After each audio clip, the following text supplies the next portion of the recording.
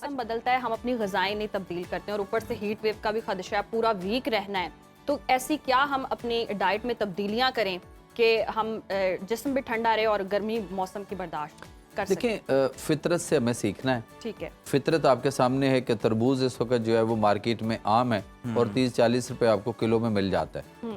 तो इसको जो है वो इस्तेमाल करना चाहिए। ये भी इस दौर के अंदर या इस वाले सीज़न के अंदर ये बड़ा कमाल का जो है ना अपने फ़ायदे रखता है। तो वाटरमेलन है, उसको आप वैसे भी खा सकते हैं और उसका आप जो डायरेक्टली वो जूस भी बना सकते हैं। उसके बाद हमारे सत्तू हुआ करते थे, सत्तू और शक्कर वाला जो काम था वो बहुत अच्छा था, फितरत और नेचर पे बेस करता था।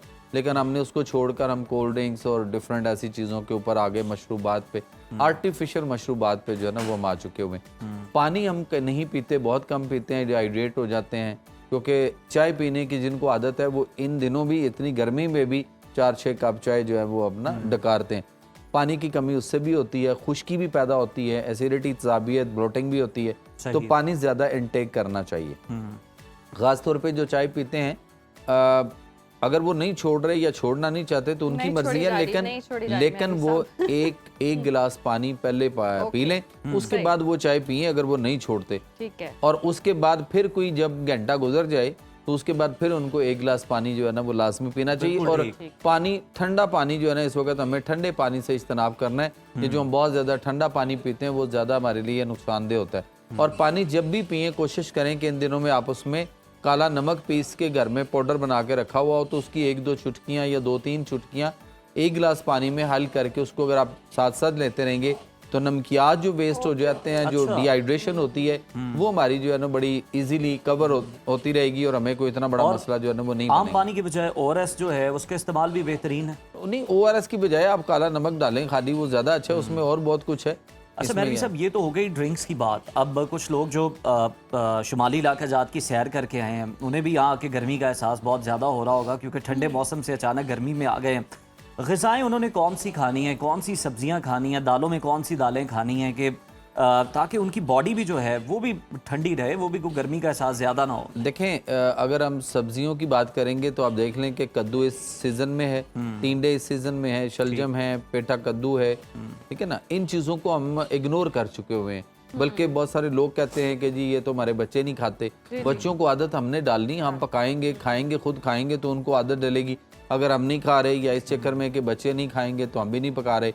तो जो सब्जियां अल्लाह ताला ने, आप देखें फितरत, नेचर जो है ना वो अपोजिट डायरेक्शन में चल रही होती है। ठीक, आप देख लें जब सर्दियां आती हैं तो जितने ड्राई फ्रूट्स और इस तरह की चीज़ें जो गर्म करने वाली हैं वो मार्केट में आ जाती हैं। और जब आप गर्मी में होते हैं तो ठंडी चीज़ें या ऐसी चीज़ें जिनकी तासीर ठंडी होती है, जो आपके लिए फ़ायदेमंद होती हैं, वो आपको जो है ना वो इस्तेमाल करनी चाहिए। दालों में मूंगी की दाल छिलके वाली अगर पतली बनी हुई हो तो बहुत अच्छी है।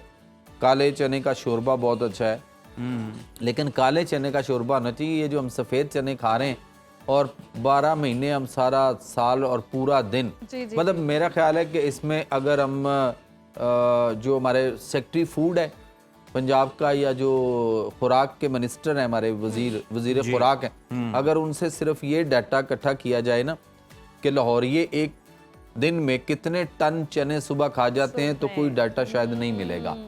ये हालात हैं। और हम उससे जो तेज़ाबियत भी पैदा कर, जो देखें जो चीज़ तेज़ाबियत पैदा करेगी वो आपके जिस्म के अंदर गर्मी, खुश्की और वो हरारत डेवलप कर देगी जिससे आपको यरकान या जाइंडिस या लिवर फैटी होने के चांसेस आप कई गुना बढ़ा लेते हैं। कद्दू का शेक इन दिनों में बहुत अच्छा है, दूध में डाल के कर लें, कद्दू को पानी में डाल के तो उसका पानी में शेक बना लें, दूध में शेक बना के ले सकते हैं। उसके बाद हमारे यहाँ जैसे कच्ची लस्सी का इस्तेमाल जो है वो बहुत होता था, दूध में पानी डाल के, बहुत ज़्यादा ठंडा नहीं करना। मेहरवी साहब, ये तो आपने बता दी ना कि क्या क्या ग़िज़ाएँ खानी चाहिए। अच्छा, अगर कोई हीट वेव का शिकार हो गया है, समटाइम्स ऐसे होता है इंसान बाहर निकला है, गर्मी लगी और चकरा के गिर गया, ब्लड प्रेशर लो। अच्छा, उसका पता क्या है कि अगर तो फर्ज करें कि आप बाहर निकल रहे हैं तो घर से जब भी बाहर निकलें या ऑफिस या कहीं भी आप छत के नीचे हों, कहीं भी हों, जब आप वहाँ थोड़ा देर बैठे हैं या एसी में बैठे हुए हैं, कहीं वहाँ से उठ के अगर आप बाहर निकलते हैं तो पहले एक गिलास पानी पी लें, फिर बाहर निकलें तो आपको कोई ये प्रॉब्लम होगी नहीं। और दूसरी बात यह है कि थोड़ा सा अगर हम पीछे जाएं तो माजी करीब में अगर हम देखते हैं तो लोग तौलिया या कोई रुमाल बड़ा सा लेकर उसको गीला करके वो सर पे रख के बाहर निकला करते थे। हमने सर ढांपना छोड़ दिया है। सर्दियों में आप देखें लोगों ने वो कैप पहनी होती हैं, पी कैप्स नहीं होती, वो सर्दियों में लड़कों ने पहनी होती हैं और गर्मियों में बहुत कम पहनते हैं। फिर वो समझते हैं कि जी बाइक पे निकलना है और हेलमेट है, हेलमेट जरूर इस्तेमाल करना चाहिए। और जब आप हेलमेट नहीं यूज करते तो फिर आपको पी कैप जो है ना वो पहननी चाहिए, सर ढांपना चाहिए। अच्छा, अगर किसी को इस तरह से हीट स्ट्रोक हो जाए तो जहां भी आपको कोई ऐसा पेशेंट, कहीं भी आप मार्केट में है, पब्लिक किसी भी प्लेस पे हैं या रोड्स के ऊपर हैं या घर में कोई पहुंचने के बाद घर में किसी को आने पे अगर हो जाए स्ट्रोक तो आप उसको नीचे लिटा दें। नीचे लिटाकर आप उसकी दोनों टांगे जो है ना ऐसे थोड़ी सी ऊपर इस वाले एंगल से उठा छोड़ें ताकि उसकी ब्लड सर्कुलेशन जो है ना वो सर की तरफ आए।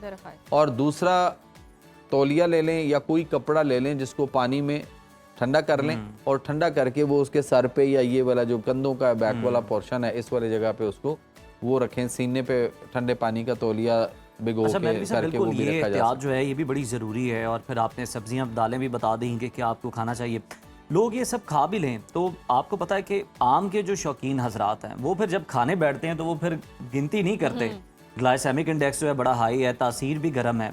उनके लिए क्या पैगाम है, वो किस तरह से खा सकते हैं? तो कच्ची लस्सी भी लोग नहीं पीते। उसके लिए ये है कि आप आम जो है ना वो दरख्त पे पका हुआ नहीं आ रहा जी, तो वो तो आ रहा है मसाला लगा हुआ और उससे पक रहा है। कच्चे उतार के वो एक पुड़िया रखते हैं साथ उसके और वो पोटाश की और वो मुख्तलिफ शहरों को भेज देते हैं, वो यहाँ पहुँचने तक पक जाते हैं।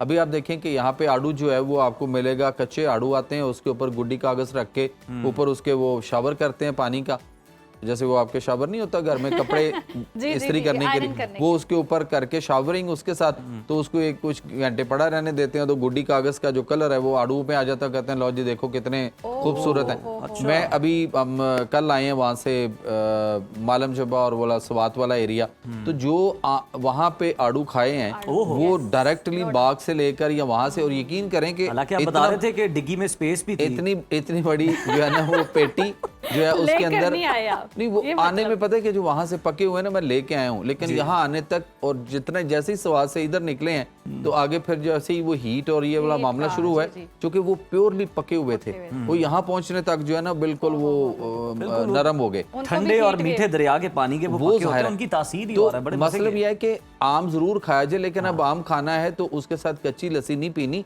उसके बाद नीम गर्म दूध पीना है तो आप बचेंगे उससे जो मसाला लगा और उसके जो केमिकल इफेक्ट आएंगे।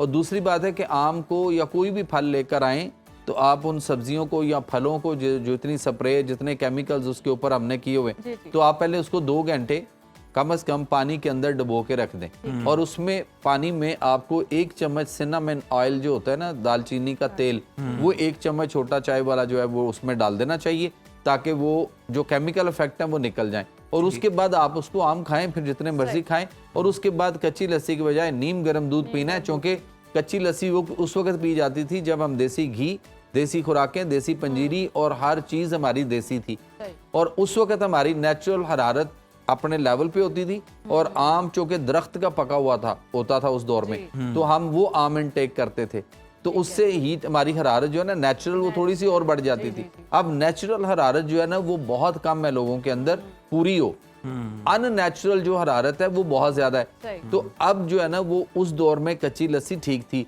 अब इस दौर में चूंकि दरख्त पे पका हुआ आपको आम नहीं मिलता, इसलिए अब इस आम को जो कि मसाले के साथ तैयार होकर आ रहा है, इसके बाद कच्ची लस्सी के बजाय आपको नीम गर्म दूध आप पियेंगे तो आपको जो है वो फायदा करेगा। आम जैसे जितने मर्जी खा लें, लेकिन उसको पानी में पहले दालचीनी वाले वो तेल डाल के उसमें डिप करके। मौलवी साहब इजाजत दे रहे हैं, चाय की भी, आम भी, जितने मर्जी। नहीं, जिन्होंने बाज नहीं आना क्या करें वो लगे हुए, वो निकोटीन पे है ना, वो आदत है निकोटीन की। लेकिन जैसे आपने कहा ना पानी पी लें, पानी पीना चाहिए, कर रही हूं कि पानी पी रही हूं, मतलब ज्यादा इनटेक पानी कर लें ताकि वो आपके। अच्छा, गर्मी जिस तरह होती है, हमें प्यास भी बहुत लग रही होती है, जैसे आपने कहा था कि ठंडा पानी इस तरह ना पिए, हम आते हैं और फौरन से तलब ही ठंडे पानी की, तो उसमें क्या करें? आते साथ हम एसी में देखें, जब आप ठंडा पानी पियेंगे तो आपको वक्ती तौर पे तो इधर ठंड फील होगी और आप करेंगे मजा आ गया, हाय ठंड पड़ गई, सुकून हो गया, लेकिन कुछ देर बाद आपका मैदा ठंडा तो आपकी पूरी बॉडी के पट्टे खिंच जाएंगे, पूरी बॉडी के असाब खिंच जाएंगे, जोड़ों में प्रॉब्लम आएंगी, लॉन्ग टर्म में सही आहिस्ता आहिस्ता जोड़ों में दर्दें आएंगी। तो अब वो देख रहे ना कि जो लोग गर्म मौसम में होने के बावजूद भी, मतलब मुझे याद है कि सी पैक जब सिब्बी और जैकबाबाद के एरिया से बन रहा था तो उस वक्त हमने देखा कि कोरियन यहाँ पे और चाइनीज जो काम कर रहे थे इंजीनियर्स वगैरह, या उनका अमला जितना आया हुआ सी पैक पे काम कर रहा था, वो इन दिनों में जहाँ पे दर्जा हरारत 50 से 55 के करीब सिब्बी वाले एरिया में जैकबाबाद में होता है, तो वो उस दर्जा हरारत में भी गर्म पानी पी रहे होते हैं। और हम ठंडे पानी के आदि हैं, अगर हमें ठंडा पानी पीना है तो वो जो हमारा नेचुरल तरीका था ना, घड़ा रखें, हर घर में घड़ा होना चाहिए। अब तो घड़े की जरूरत नहीं है, अब तो कूलर मिट्टी के ऐसे आगे हुए जिसको उन्होंने टूटियां लगा दी हुई हैं, तो आप उसके अंदर पानी रखें, लेकिन नीचे कोई कुनाली या कोई चीज रखनी पड़ेगी जो कि पानी मट्टी का घड़ा हो या कूलर मिट्टी का हो, कोई भी उसमें से पानी सिमता है, लेकिन वो एक्चुअल आपका पानी है जो आपको सेहतमंद रखेगा, तंदुरुस्ती में लेके जाएगा, बनिस्बत इसके कि हम फ्रिज फ्रीजर से निकाल कर या बर्फ ये वाली लेकर घर वाली, या खास तौर पे ये जो बाजार की बर्फ है, इससे तो मैं कंडेम्प्ट करूंगा, क्योंकि ये बहुत ही हाइजीनिकली ये बता दें जरा क्विकली कि लोग जो हैं, जिस तरह से आपने कहा सब्जियां वगैरह इस्तेमाल करें, लेकिन लोग सब्जियों में भी गोश्त जो है वो लाजमी ऐड कर रहे होते हैं, प्रोटीन का सोर्स भी है रिच। तो आजकल के इस हीट वेव वाले इतने ज़्यादा के अंदर ये अमल ठीक है, या हमें सिर्फ जो जिस तरह से आपने जो सब्जियां बताई हैं जो ठंडा मिजाज रखती हैं उन्हें वैसे ही खाना चाहिए बगैर गोश्त शामिल किए? नहीं, गोश्त अच्छी चीज़ है, प्रोटीन लेनी चाहिए, मैं ये नहीं है, देखिए प्रोटीन लेंगे तो हमारे मसल जो है ना वो हमारे वर्क करते रहेंगे, इस डर से नहीं। दूसरी बात यह है कि जो सब्जियां अभी बताएंगी ना, जैसे कद्दू गोश्त शोरबे वाला बहुत अच्छा बनता है, टींडे देसी काले आए हुए हैं आजकल, वो टींडे और गोश्त बहुत अच्छा बनता है, टींडे साबुत बनाए जाएं तो मैं कहता हूँ क्या ही बात। और उसके बाद फिर आपके शलजम गोश्त है और दीगर सब्जियां, दाल मूंगी की दाल छिलके वाली अगर पतली बनाई जाए उसमें गोश्त डाल लिया जाए, कोई मुश्किल नहीं है, लेकिन खुदा दा ना अब फ्रिज में से गोश्त खत्म कर लें, अब एंडो कर लें इसको, जो किसी के पास रह गया है उड़ा दो यार इसके बाद, क्योंकि 72 घंटे तो WHO ने दे दिए थे, 72 घंटे के बाद कैंसर का बायस बनेगा। ये अच्छा मैसेज था, इस मैसेज के साथ बहुत शुक्रिया मेहरवी साहब आपके वक्त।